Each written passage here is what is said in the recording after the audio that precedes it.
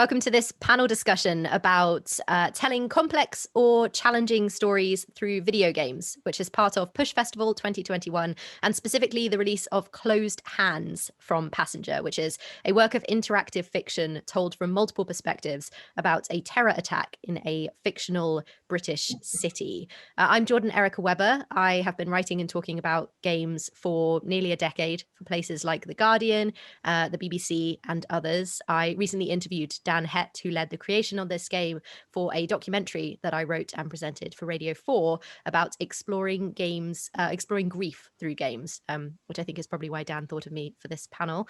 I'm joined by some wonderful game creators who've all made work in this kind of space.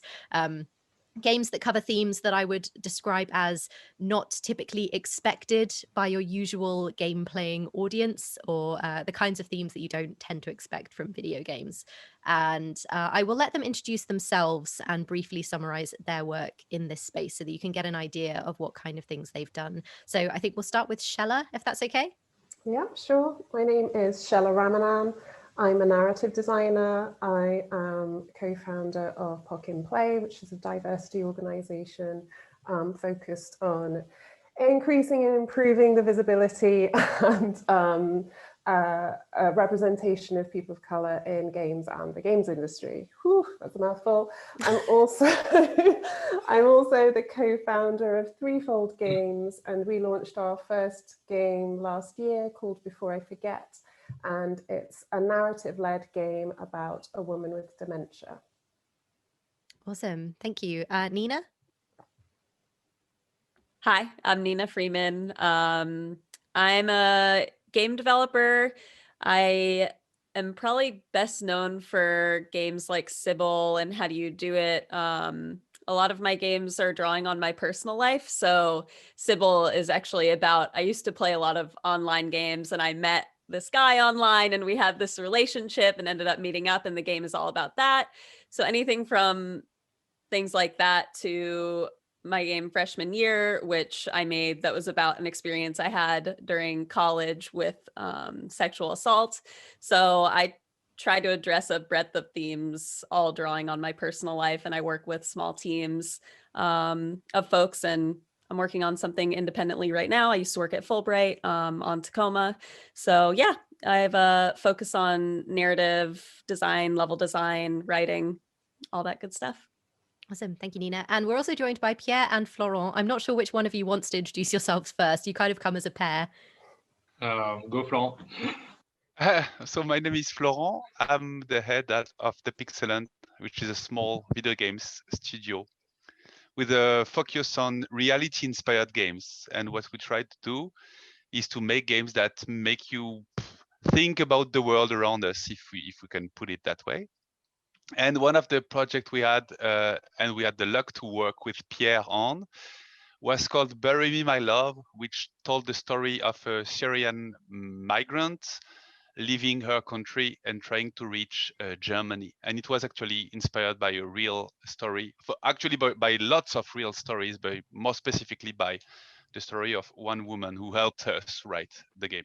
And when I say us, it's mostly Pierre who wrote the game. I designed it and wrote a little bit of it, but Pierre is the main writer of the project. Yeah. So yeah, so I'm Pierre. I'm a writer and narrative designer. I wrote most of Bury My Love, the game Florent just told you about. I also made a lot of little games on my own about sometimes about real issues like domestic violence or immigration.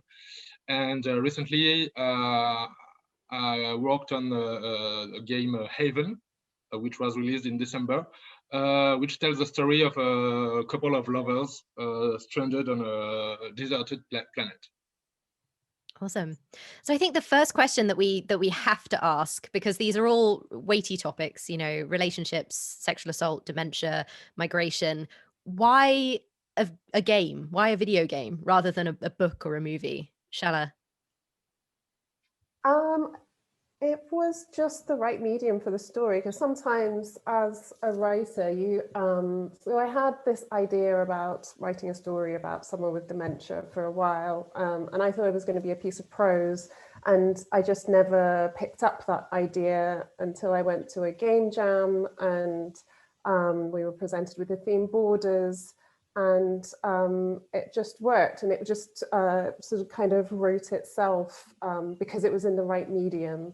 And I think in terms of what games can bring to serious topics like this is, I think, we always say that, it's a cliche, the sort of empathy that you can engender from video games because you're actively partaking in the experience. And, and before I forget, you see through Sunita's eyes. You don't see Sunita apart from in photographs. You're walking around her house, interacting with her belongings and the belongings of Dylan, the other character who she's looking for. And you are seeing the things she sees, which you realize sometimes aren't there, are hallucinations. And, you sometimes, that means you can feel the confusion she feels. And it's a much more personal experience when you're moving through a 3D space or interacting with something and just moving through a space or actively engaging, as opposed to, it's just a different experience from a book or a film. Nina, I'm interested in your answer to this question because Sybil, which you said is probably the game you're most known for, is semi-autobiographical. So was that key to it for you? You wanted people to kind of feel like what it's like to be you? Yeah, that was definitely part of the goal with Sybil. I agree with everything that Shella said and kind of want to build on that from my perspective. When I was working on Sybil, I thought a lot about this concept of player character embodiment, which I think she was also just referring to. And when I think about that, I kind of compare it to a game being almost like a stage for an actor, and the player is like an actor. So as a game developer, I'm asking people who play my games to basically take on the role of an actor and play as the character based on me in Sybil, for example. So I give the player her desktop computer to explore. So they're essentially acting as her hands and her eyes, exploring her files and, engaging in these chat sessions with this romantic interest. And for me, that's a very theatrical form of interaction. So I think that, any topic that could be well explored by interactivity, embodiment, role playing, acting is going to be well explored using games as a medium. And yeah, that was definitely a goal with Sybil. And I feel that idea of embodiment, while not required for all games, is a really cool thing that games have access to. So yeah. Awesome. Florent and Pierre, what about your story? I mean, because, stories about Syrian migrants, we're used to seeing that kind of thing on the news, right? People, I don't think, would generally expect that you would get a game, something that you play, something that people expect to be fun about something like that. So why did you decide to go for that format? I think Shella mentioned that sometimes games are the right medium for a story. And I think it's also true the other way around. I think sometimes you bump into stories that are the right stories for the medium, because there's no real reason for games to be locked inside a tiny box of mere entertainment and mindless fun and stuff like that. There's no other reasons that the fact that there have been lots of games that went in that direction, but it's only legitimate, I think, for creators to think about experimenting with the medium and exploring it and trying to see if you can tell other kinds of stories with the same medium. And that's one of my motivation. That was a motivation for me to create the Pixel Hunt. I really wanted to try to explore what games could be, and that doesn't need to mean that I don't enjoy games that are pure entertainment, pure fun. But I just think that it's interesting to just think about what they are, as Nina explained, and how you can push them to their boundaries. And when I bump into the article on the French newspaper Le Monde about this young woman who was having chat conversations with her family during her journey between Syria and Germany, I thought to myself, this is some kind of story that you could really tell in a very specific way through interactivity and through the mimicry of WhatsApp-like interface, if you were to allow yourself to make a game about such a hard topic. And so, yeah, that's basically why I decided to have this project done. Can we talk about using those kinds of interfaces then? Because that's something that kind of crops up in all of your games to various degrees. You know, Nina, you've got this whole kind of virtual desktop in your game. Pierre and Florent, your game is, you know, it's like a fake WhatsApp, right? And Shella, I know your game doesn't have much in the way of technology apart from emails, but it has got these kind of postcards that ground you in the game and make you feel like you're getting information through real objects. How important is that kind of thing to the story that you're telling? Nina, let's start with you because yours is so in that kind of mode. Yeah, so for me, the use of technology does crop up in the games I work on quite a bit. I think mostly because I've just been around technology since I was a kid. I mean, I think, well, kids probably get computers earlier than when I was a kid, but I had my first one at 10. So I've been really immersed in that format for my whole life. And since I'm drawing on my personal life and a lot of my work, I think it's natural that technology, you know, anything from a desktop computer to text message interfaces to, you know, instant messaging interfaces, that stuff is also core to how I've communicated with people for my whole life.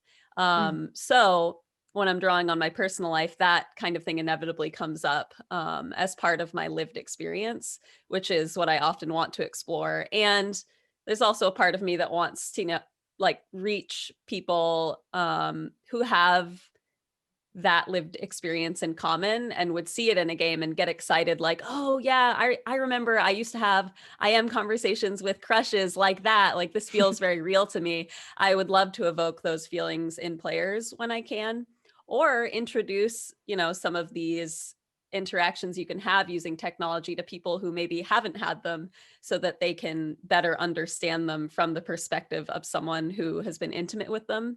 So I think, yeah, technology as a game design inspiration has a lot of potential in those ways. So yeah, I've used it a lot. Shella, let's talk about the more analog forms of communication that feature in Before I Forget. Is it, like Nina said, is it to give people that feeling of, oh, I've read letters like this before, so I can better understand what it's like to be Sunita? Or was there something else to it?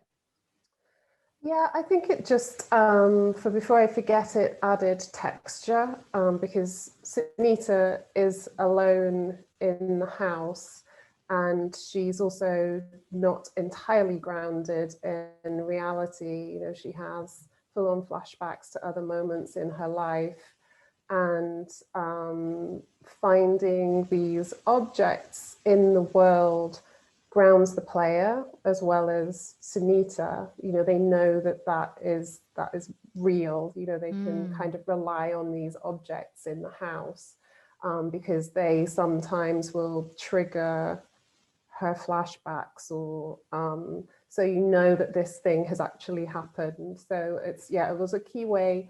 And it was also a key way to ground their relationship, the relationship between the person between Sunita and the person that she's looking for. So that's the mystery. And it allowed us to, because central is this romance, and people needed to be invested in that to even care where Dylan is or look for him. So, you know, so if people didn't care, and so having the letters and the objects and filling in that story was what will compel the player to carry on. You find out more about her. Yeah, and they just add sort of visual texture. They can come from all over the world. So yeah, so having those, the handwriting, we thought about what the handwriting would look like, and and what that would say about their personalities and things like that. So yeah, it was just a really interesting texture and layer to the story, basically. Awesome. Pierre, your game, I feel like in some ways is quite similar to Closed Hands because you have these kind of instant message mechanics in it. Like, Closed Hands has kind of multiple characters in different forms, but obviously with Bury Me, My Love, you're using this kind of WhatsApp type format. Was that to kind of make the player feel as much as possible like they were communicating with a real other character? Yes, there was this idea to create a close bond between the player and Noor, the main character. But because we also use this thing where you have notification when you talk to Noor. Like if she goes on a train, you won't hear from her for 2 or 3 hours, and then you got a notification on your phone. It's the game calling you. So that creates something very strong. But also, I think this interface is a great way to reach people who are not familiar with video games. Like it's basically a WhatsApp interface. So if you ever used WhatsApp, you probably know how to play Bury My Love. And I know that a lot of friends of mine or family that never played game were able to play the game and to enjoy it.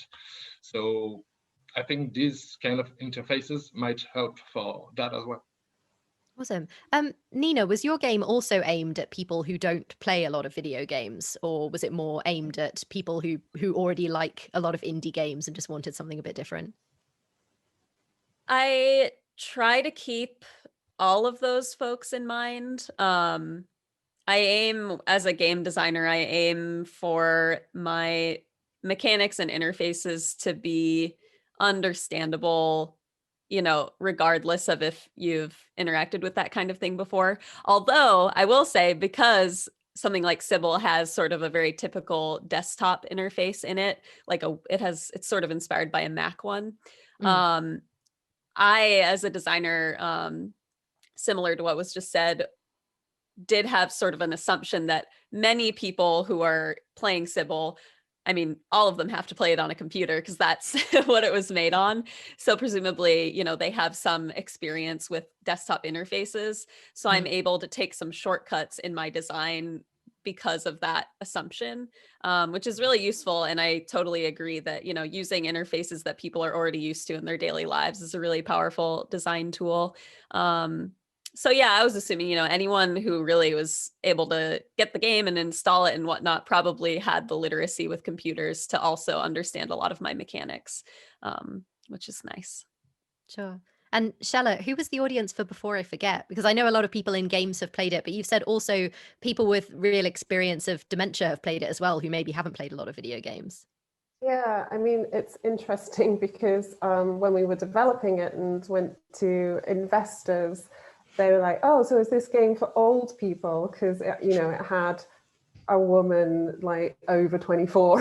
It's like with dementia, which was strange. So yeah, we weren't. Yeah, and then we took it to a Comic-Con, which obviously had quite a young demographic, and so families and and we were just this isn't going to be our audience, but we'll take it because we've got a free table and we'll just like put it out in the wild and see what happens and find lots of bugs probably. But we found that people, like kids, like quite young kids, were really interested in it, and they got the pathos, and because people understand the sort of loss of memory and what that might mean, and kids have grandparents, they know old people too. It's just like so yeah. And I did find at launch, whilst we were in development, obviously the indie scene were really, we had quite a warm reception at places like Adventure X, which is where I met Florent, yeah, so we knew that in the indie crowd would kind of like it. But then when we launched, people in my family wanted to play it, and people who have sort of lots of doctors and things were interested in it, medical profession, and people with an interest in dementia, yeah, did play it, which is really great and exciting, and we were vindicated.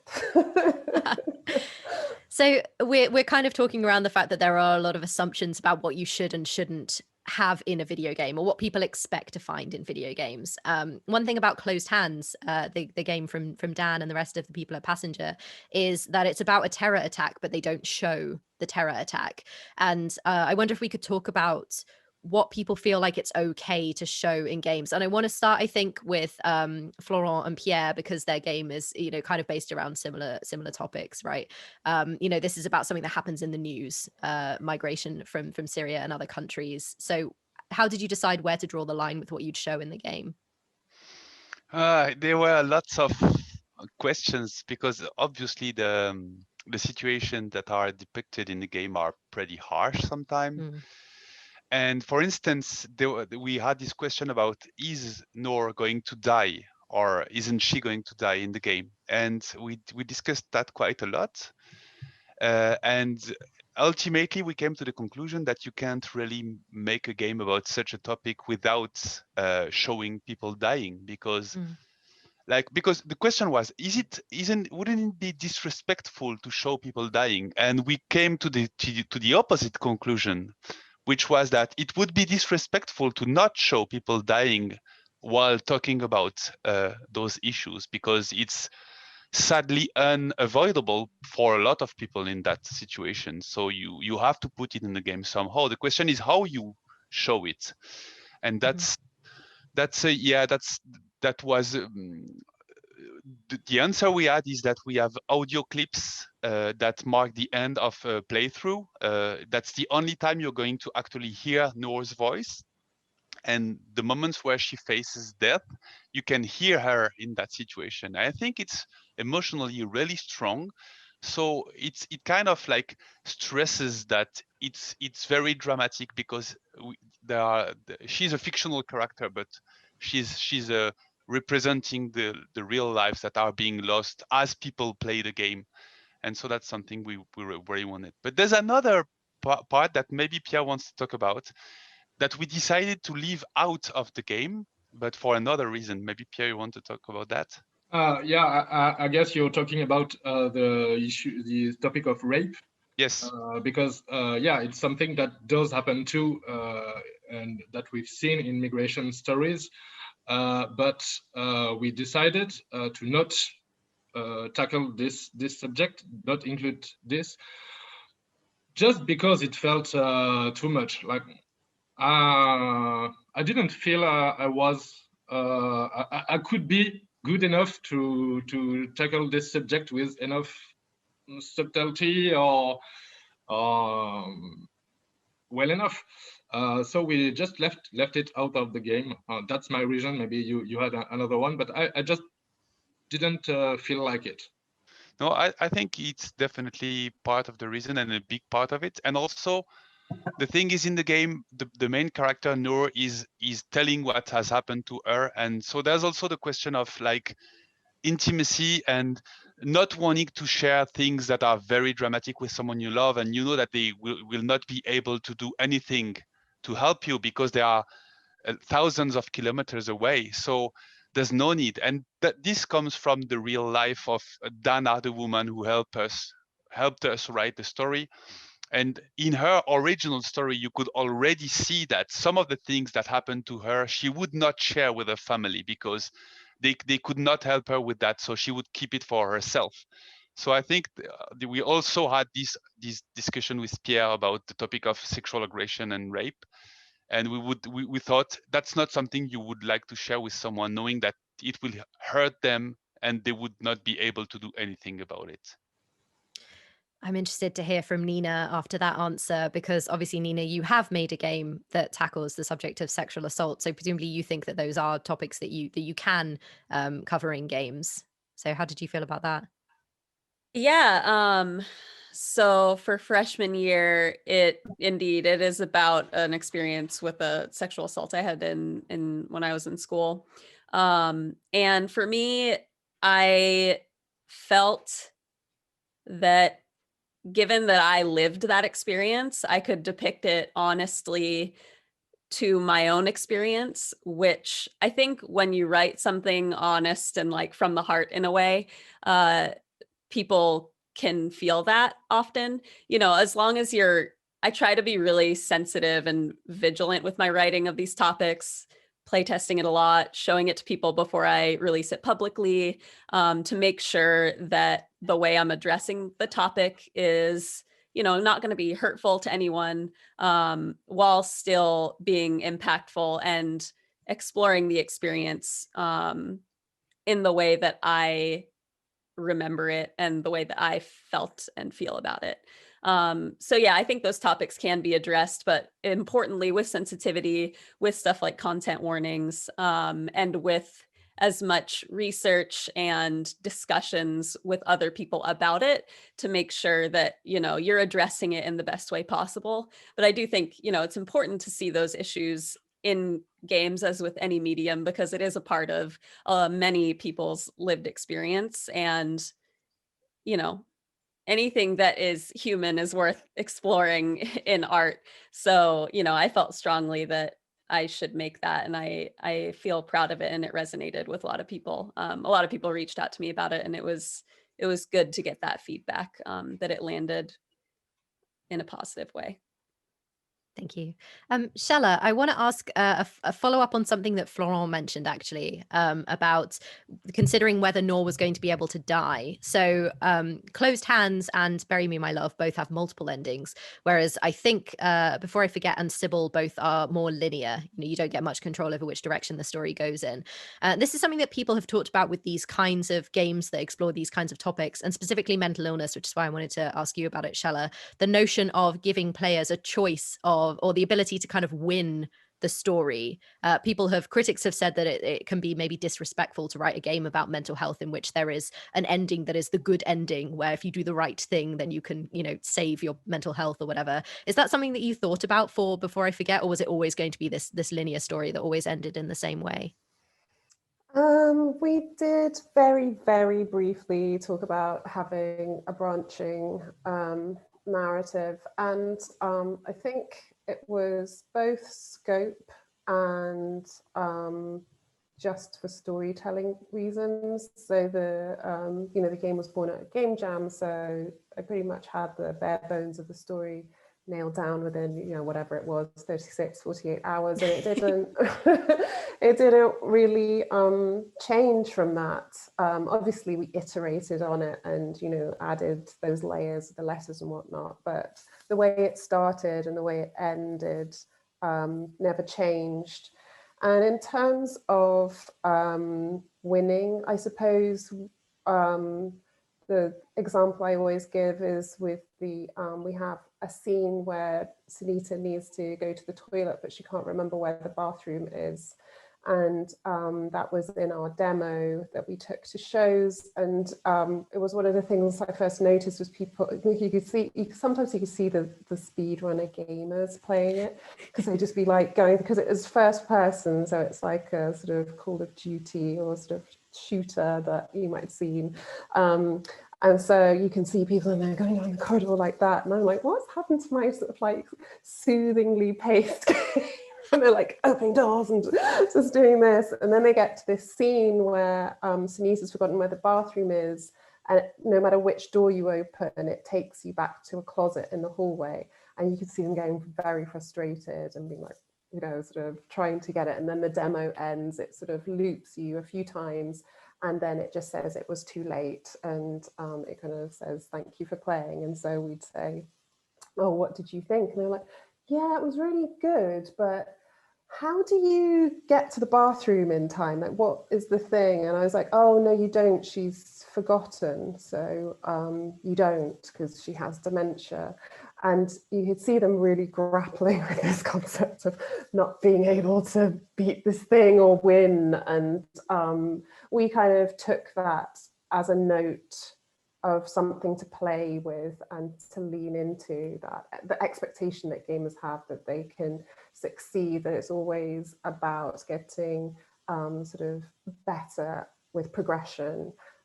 Whereas obviously the arc of dementia is very sadly the absolute opposite of that. So yeah, so that was an interesting way to play with, player expectations. Nina, did you ever come across anything like that with player expectations of the game? Yeah, definitely. As someone who so Sybil, for example, which we've been talking about, is a linear narrative. So there is no branching or alternate endings. You are simply embodying the story and playing as this girl who has this one experience.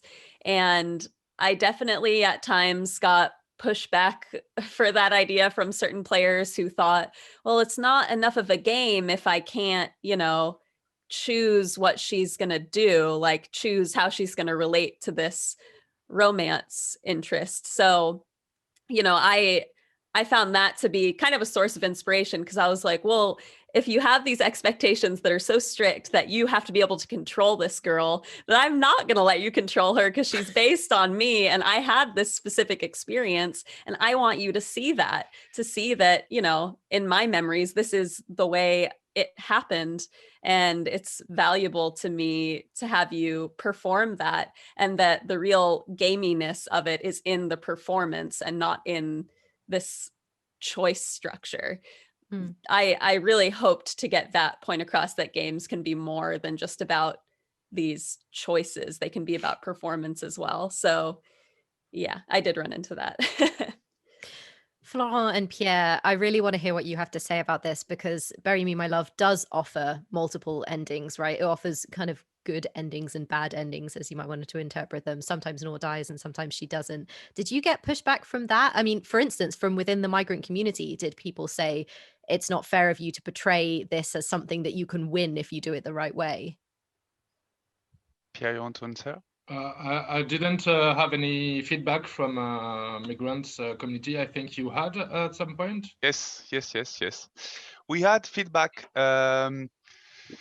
So it's not so much about this specific question whether the game would be winnable or not, because it happens. Like some of those people are able to cross the Mediterranean Sea and reach European countries, and even for some of them, things actually go pretty well, with big air quotes, obviously, and they are able to resettle and to apply for citizenship and find jobs and have a life. And Dana, the woman who is our main inspiration, is a good example of that. For instance, it's not so much about that than about how we depicted our main character, because we had a very strong backlash from some people who thought that she had it too easy, basically, that she was able to have the first part of her journey by plane, whereas like lots of people have to flee on foot to leave the country, for instance,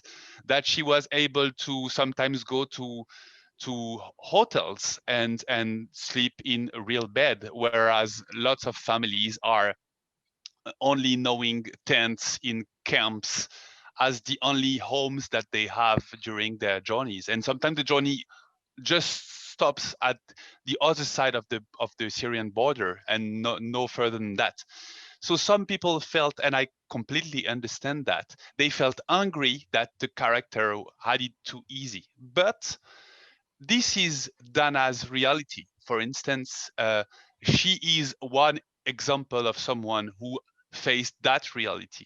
And if you make games about reality, you are faced with a specific situation where you can't depict everybody's reality. So obviously some people will definitely get that, understand it and feel it and recognize it as the experience that is similar to theirs. And lots of people told us that, but also people told us this has nothing to do with the experience of the people who are leaving Syria. And I can't contradict that, because for some of them it's true. I just wanted to say with the game that there is no such thing as the Syrian migrant. It doesn't exist. Everybody's experience is really different. And so we decided to stick with Dana because we met her and we were really really into her life story. But it's only one story. It's the story of her life as a character, even though what may happen to our character in the game comes from lots of different testimonies. The character herself is directly inspired by Dana as a person, and she is a person with her own, like she was from the upper middle class in Syria, so that's why she had the money to take the plane.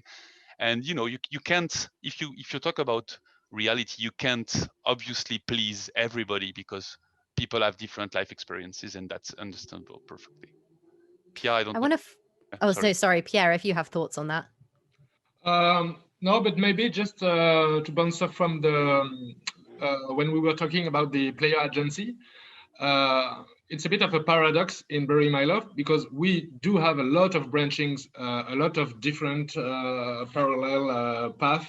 We have 20 endings, but the player still has no agency actually in the game. The player never decides to go this way or that way. It's always the character who decides, no, and the player's input are important for the game, but they don't know how. And everything is played with, everything is decided by hidden variables, which makes the story very natural. The decision, the Noor's decision, very natural. And yeah, so some people have also complained that they had not enough agency in this game as well. They couldn't decide. And at the opposite, some people who hasn't played the game found it horrible that we could play Syrian refugee, that we could decide what they will do, and so on. So yeah, we created a hybrid thing. Yeah, that's just what I wanted to add. Yeah, thank you.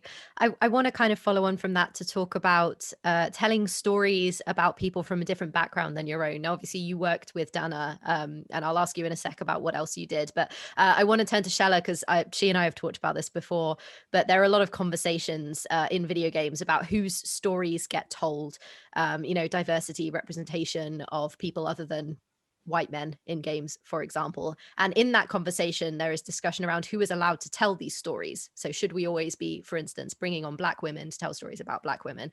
And Shella, I ask you, because we've had this conversation before, Sunita is an Indian woman and you are not. We've talked about this before. How did you go about telling that story in a way that was respectful? Yeah, so it's just research, basically. Because, yeah, I mean, I always say people can tell other people's stories because, you know, white men are the gatekeepers. They are the sort of majority storytellers. And so if we didn't let them to tell anybody else's stories, you know, it's just going to be a really long time before we get to tell them ourselves. But you just have to accept that you have to do a lot of research and you might get it wrong. You might make people angry if you do get it wrong. And yeah, I mean, I have through sort of strange quirks of my family background, I have a connection to India, which is why I have an Indian name, even though my heritage is from the Caribbean and Scotland. So I did have some sort of insight into Indian culture. There was a lot of my childhood because my mum had lived and was married there to an Indian and has an Indian family there, that there was a lot of sort of words, and the food that I ate was Indian. She cooked Indian food and things like that. So there's lots of things I could draw from in that respect.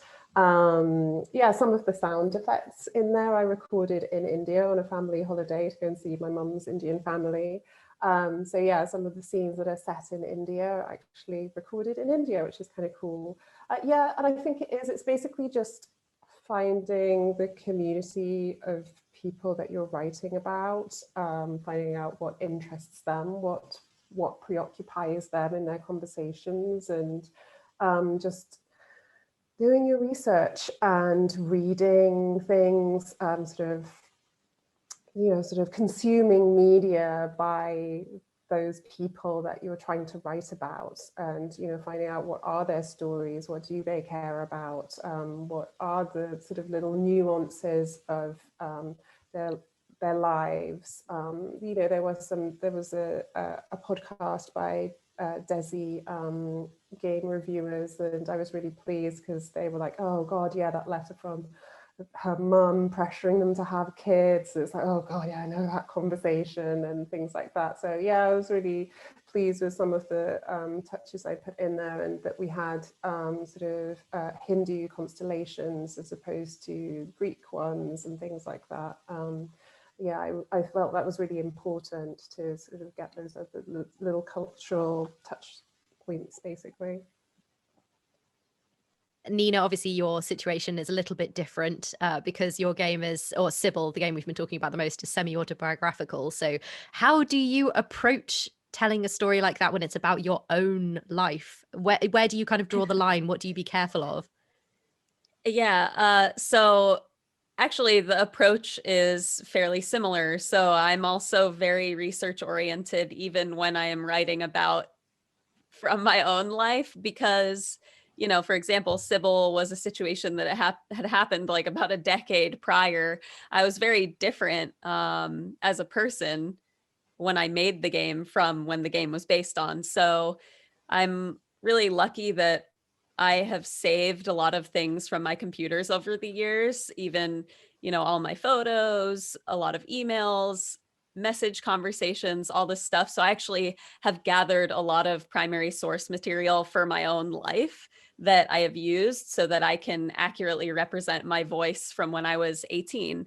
Because I spoke differently, I thought differently. In many ways, I can't even relate to my 18-year-old self anymore because I was, I still had so much growing to do. And when I'm writing about myself, I wanted to be as honest as possible about, the ways in which I messed up in that situation, the ways in which I was not a good person, the bad things I said, in addition to some of the good. So yeah, I think being research oriented, having primary source material is just as important for personal work in many cases, not always, as it is for writing about another person, which I did once work on a game of drawing on one of my mom's childhood stories. And, I did series of interviews with her, super long ones, where I had her tell me the story and get into all these details about that time period for her, which was the 60s, which I didn't live through. So that also was a hugely research oriented project. It was called Kimmy. And, it's just so enjoyable also to be able to interview people about their lives and hear their stories from themselves. So yeah, I just wanted to sort of piggyback on that research oriented approach to writing. I think it's really valuable. I'm sure Pierre and Florent will say similar, but just to kind of add to that, you said you worked with Dana. What else did you do to make sure that you were being respectful of the community that you were writing about? Well, mostly what Shella said. We did a lot of research by talking with Dana, by talking with journalists, by reading different news outlets. But also we watched a lot of movies, we read novels, poems, listened to music. We really tried to just consume things that might or might not connect with our story, but just to get a better feel of it, I guess. And yeah, and we exchanged with Dana on a lot of little things, tiny things. And what's funny is that Dana had no computer, so we were talking to her with on WhatsApp. It was a bit of a mise en abîme, in a WhatsApp conversation to help writing another WhatsApp conversation. And I think it helped created the character of Noor as well, because she takes a lot from Dana herself. I don't know if I forgot some sources, Florent? Or... No, I don't think so. I also spoke with some other migrants who were in Paris and that I could meet.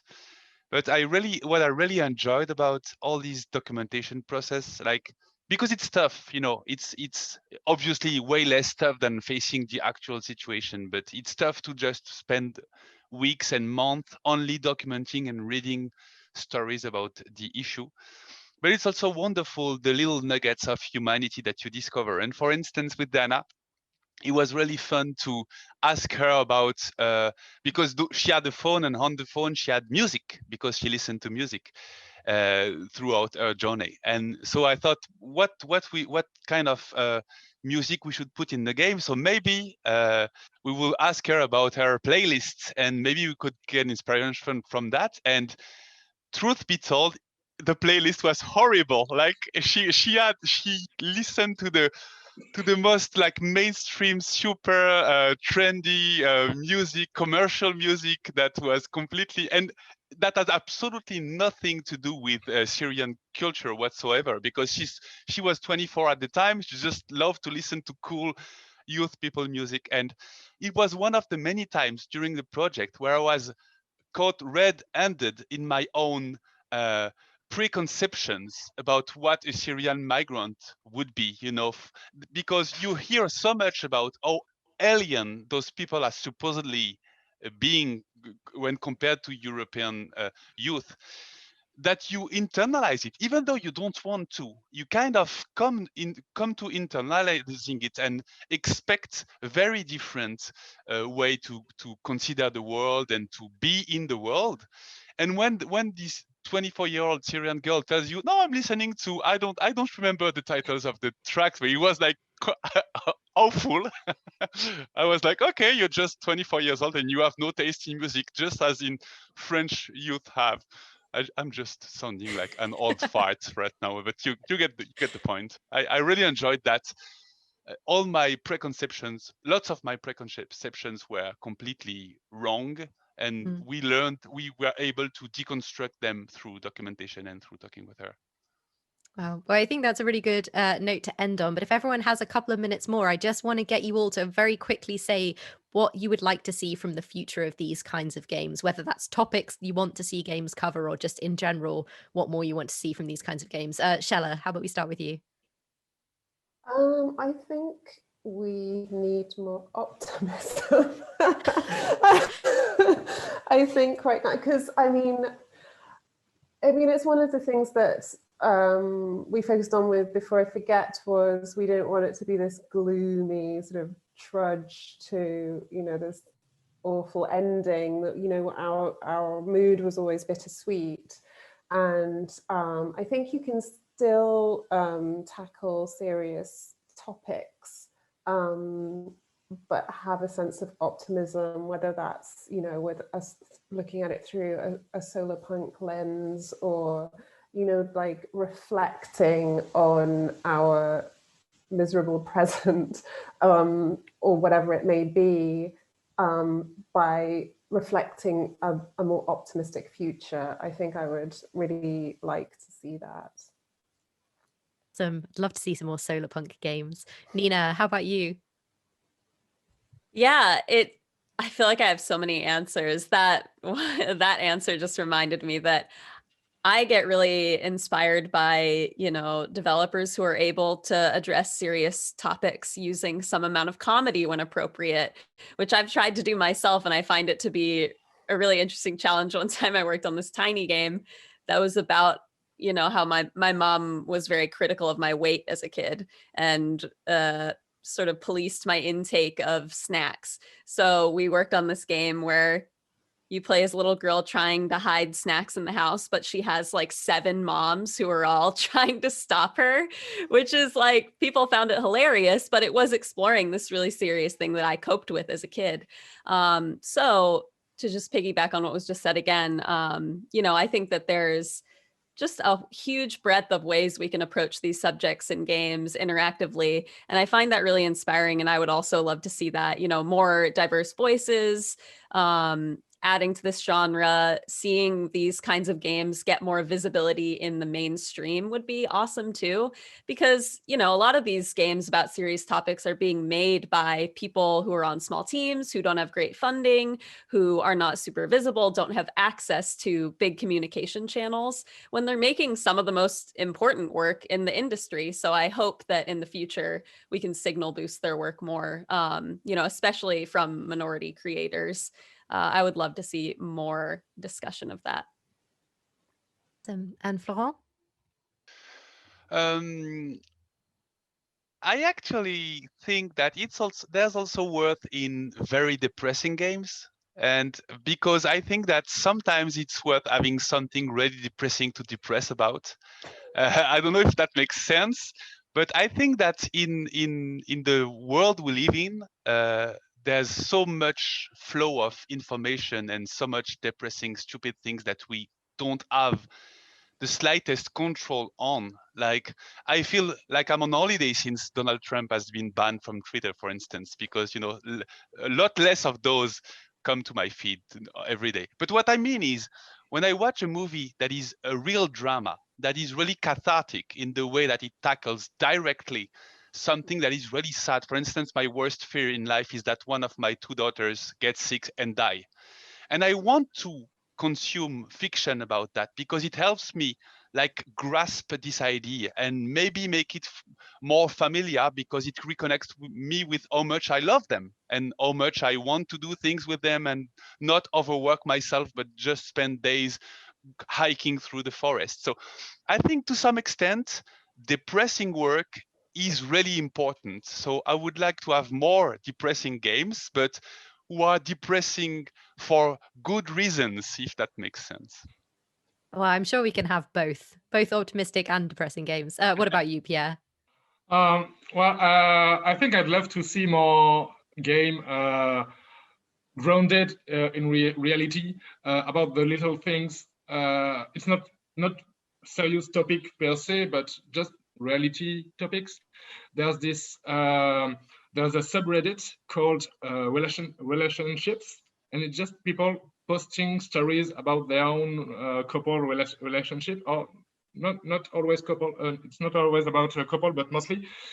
And all these posts are great. Sometimes they are sad, sometimes they are funny, sometimes you just can't believe it. And I'm sure every one of these posts would make a great game, and a great tiny game, and I would love to play them all. That sounds like something Nina could handle. Yeah, You've got experience in that kind of area. I love that. Real life is a great source of inspiration always. Have you seen the guy making songs from strange internet dramas? Yeah. It's like games like that. just weird conversations he finds, I guess, on Reddit or something. He makes songs about them and they're hilarious. But yeah. Nice. They're very funny. We'll have to see if Dan can embed one in this video. Yeah. Challenge for Awesome. Dan. Well, thank you so much, everyone. This has been a really, really interesting conversation. And, you know, I really admire all of your work, and so does Dan. That's why he invited you here. So thank you so much to all of my panelists for joining me. This has been wonderful. Thanks. And thank you to the people Thank who are you. watching as well. Thank you to the audience of Push Festival 2021 for watching this conversation. I hope you've enjoyed it.